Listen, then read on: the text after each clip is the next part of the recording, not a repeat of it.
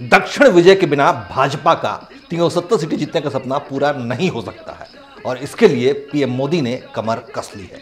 नमस्कार, उदय डायरेक्ट में स्वागत है आपका। मैं हूं अंशुमान आनंद। केंद्र में भारतीय जनता पार्टी लगातार 2 बार चुनाव जीत चुकी है और अब साल 2024 में तीसरे चुनाव का समय आ चुका है। पिछले 2 चुनावों के परिणामों पर गौर किया जाए तो भाजपा ने उत्तर भारत के राज्यों में अपनी मजबूत पकड़ बरकरार रखी है। पिछले 2 चुनावों में उत्तर भारत के राज्यों से उसे भारी जनसमर्थन मिला है, जो कि अपनी अधिकतम सीमा पर है। अब उत्तर भारत में देखा जाए तो इससे ज़्यादा सीटें बढ़ने की गुंजाइश बहुत कम बची है। बढ़ेंगी तो बहुत कम सीटें बचेंगी, 2-4 सीटें बढ़ सकती हैं। और पिछली बार यानी 2019 के लोकसभा चुनाव में भाजपा ने कुल 303 सीटें जीती थी और इस बार पीएम मोदी ने 370 सीटें जीतने का लक्ष्य रखा है। लेकिन मैं देख रहा हूं देश का मिजाज एनडीए को तो 400 पार कर पाई के रहेगा, लेकिन भारतीय जनता पार्टी को 370 सीट अवश्य देगा। लेकिन इस लक्ष्य को हासिल करने के लिए भारत के दक्षिणी राज्यों पर फोकस करना भाजपा के लिए बेहद आवश्यक है। यही वजह है कि आने वाले 2 महीनों में पीएम मोदी ने भारत के दक्षिणी हिस्से में रैली करने की जबरदस्त तैयारी कर रखी है। पीएम मोदी ने इस बार दक्षिण भारत की 129 लोकसभा सीटों में से 62 से 65 सीटें जीतने की कोशिश शुरू कर दी है। पीएम मोदी पिछले 2.5 महीने में से 27 दिन दक्षिण में ही घूमते रहे, लेकिन उनका काम वही पूरा हुआ नहीं है। वो दक्षिण भारत के राज्यों में 30 से 35 चुनावी सभाएं और रोड शो करने की तैयारी कर रहे हैं। इसके अलावा गृह मंत्री अमित शाह भी दक्षिण के 5 राज्यों में प्रचार करेंगे। पीएम मोदी अभी तक 3 बार कर्नाटक का दौरा कर चुके हैं और वहां पर वो 6 बार और जाएंगे।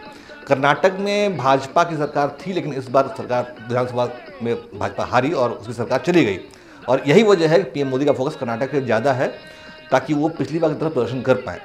इसके अलावा पीएम मोदी पिछले 6 महीने में 5 बार तमिलनाडु में रैली और रोड शो कर चुके हैं। यहाँ उनकी प्लानिंग अभी 4 और जनसभाएं करने की है। 25 मार्च को उनकी रैली कोयम्बटूर में है। मोदी आंध्र प्रदेश में 3 कार्यक्रम कर चुके हैं, जबकि 3 और जनसभाएं वो करने वाले हैं। पिछले 2 महीनों में तेलंगाना में पीएम मोदी 4 जनसभाओं को संबोधित कर चुके हैं, लेकिन अभी तेलंगाना में बीजेपी, भाजपा, भारतीय जनता पार्टी उनकी 3 और जनसभाओं की तैयारी कर रही है। इसी तरह केरल में भी पीएम मोदी की विशेष नज़र है, जहां वो पलक्कड़ में रैली कर चुके हैं। अपनी सीटें बढ़ाने के लिए दक्षिण राज्यों पर फोकस करना भाजपा की रणनीति का हिस्सा है, क्योंकि आंध्र प्रदेश, तेलंगाना, कर्नाटक, केरल और तमिलनाडु में लोकसभा की 129 सीटें हैं, जिसमें से कर्नाटक की 28 सीटों में से भाजपा के पास 17 सीटें हैं, लेकिन तमिलनाडु की 39 सीटों में से भाजपा के पास मात्र 1 ही सीट जीत पाई है। वहीं केरल की 20 लोकसभा सीटों में से भाजपा को 1 भी नहीं मिली। आंध्र प्रदेश में लोकसभा की 25 सीटें हैं, जिसमें से भाजपा केवल 2 ही जीत पाई। तेलंगाना में लोकसभा की 17 सीटें हैं, जिसमें से भाजपा 4 सीटों पर काबिज है। इस तरह से देखा जाए तो दक्षिण भारत की 129 सीटों में से भाजपा के पास मात्र 24 सीटें ही हैं। इन हालातों में अगर भाजपा को अपनी सीटों की संख्या बढ़ाकर 370 तक ले आना है तो उसे भारत के दक्षिण राज्यों पर विशेष तौर पर फोकस करना पड़ेगा।